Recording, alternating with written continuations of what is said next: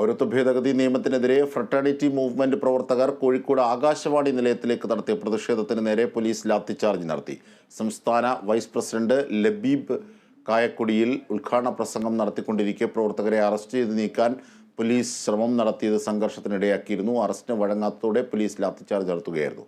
സമരത്തിൽ പങ്കെടുത്ത പെൺകുട്ടികൾക്കും ബീച്ചിലെത്തിയിരുന്ന മറ്റുള്ളവർക്കും ലാത്തിയടി ഏറ്റു. 10-ലധികം പേർ ആശുപത്രിയിൽ ചികിത്സ നേടി. പ്രതിഷേധം സംഘടിപ്പിച്ചതിനെ തുടർന്ന് 7 പ്രവർത്തകരെ പോലീസ് കസ്റ്റഡിയിലെടുത്തു. ആദിൽ കുറ്റ്യാടി, ഷഹീൻ നരിക്കുനി എന്നിവർ പ്രതിഷേധത്തിന് നേതൃത്വം നൽകി.